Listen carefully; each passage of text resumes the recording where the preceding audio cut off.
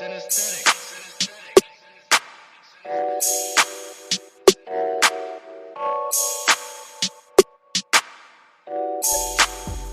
news, breaking news, everyday news on Prince Miller Entertainment TV. Subscribe to the channel, guys. Remember to follow us on all our social media platforms: Instagram, Facebook group Prince Miller Entertainment TV. We're available on Twitter at P Miller ENT. We're also available on SciSci. Our podcast is a Prince Miller podcast. Just look for us on SciSci. And today is the 1st of April 2022. Welcome to another edition of our daily news, breaking news, everyday news. And so guys, here's the latest from Herald, and it's very interesting. On Wednesday this week, the Mike Campbell Foundation held its 10th anniversary celebrations at the Royal Geographical Society in London, themed an exciting journey of hope, stories from the past and a vision for Zimbabwe's future. The MCF had invited Nelson Chamisa to give the keynote address alongside the renowned white Zimbabwean anti-land reformist activist Ben Frith and the disingenuous Northern Irish politician Baroness Katie Hoyle, who is a member of House of Lords. Chamisa, however, did not turn up for the event, perhaps having sensed the treacherous nature and intentions of the organizers.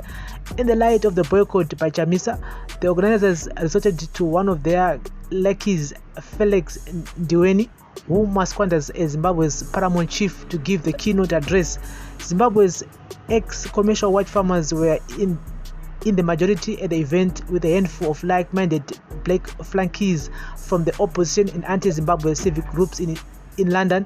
Speaking at the event, Ndiweni, a man who has kept bail in Zimbabwe and is therefore a fugitive from justice, sang for his supper in typical perpetratory fashion by viciously attacking the land reform program as having been done without following the rule of law and therefore needs to be reversed. What a shame. Ndiweni, clad in traditional chieftainship attire, probably to conjure legitimacy to his claim, begged the UK to exert pressure on Zimbabwe the same way as they are doing on Russia and Belarus. The reason he attacked Belarus is simply because it is supporting the Zimbabwean farmers through the provision of tractors and easing the public transport rules by providing passes to Zimbabwe. He calls this a perpetuation to the evil of appeasement.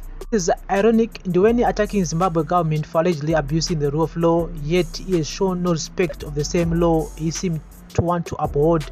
To have credibility in talking about restoring the rule of law in Zimbabwe, Ndiweni first needs to disassociate himself from the century-old colonial injustice that dispossessed our fathers' rights and equal to purge his contemptuous fugitive from justice tag.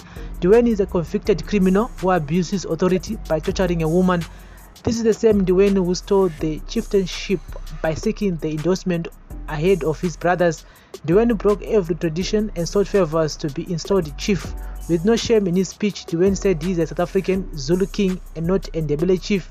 He has no attachment to Zimbabwe and its land. No wonder why he is now in the pockets of the Rhodesians. Improving further tendencies of Ndiweni, on one hand, he proposed to be a chief, which therefore makes him a community leader and part of a Zimbabwean administrative system. The Zimbabweans want land and spoke loudly in the constitutional referendum in 2013 that the land reform is irreversible. Ndiweni cynically tried to identify with this during the meeting by changing that he is like a Morris Minor car with no reverse gear. In the second breath, he pours cold water to the claim by admiring white supremacy and hegemony over the means of production. Is he suffering from dementia? I'm reminded of Julius Malema's pointed addressing of Lakota over land issue. What also emerged from the pace of 10th anniversary celebration was the unshamed promises that when the land reform program has been reversed, the British will reward the bootlickers by pouring money into a Chamisa government. Chamisa needs to take heed that Zimbabweans are not fools. No one will be given money by this imperialist land from Guatemala. They will change goalposts. However, even if they do, you cannot sell the future of generations with sterling notes of you just to be in power. Shame on the Zimbabweans who are prepared to sell their country.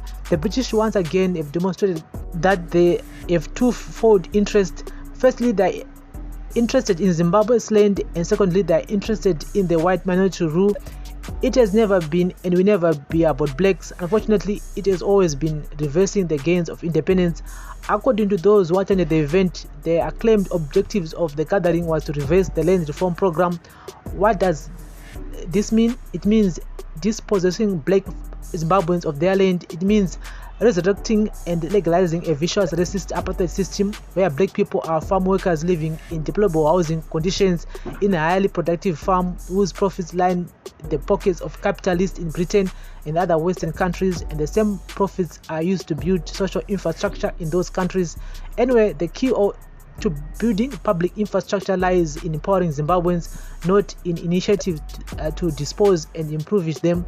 Chamisa's Triple C party puts out no ideals and no plan. Lawlessness, reversal and injustice causing ever witnessed on 10th anniversary 42 years after independence against the benefit family and all those that they stand for. Representatives of find it necessary to apologize for the crimes of colonialism. Instead, through this MCF, they seek to reverse the gains of independence. And so this is coming from the Herald regarding to this whole situation, and they are calling Ndiweni a fugitive, a criminal.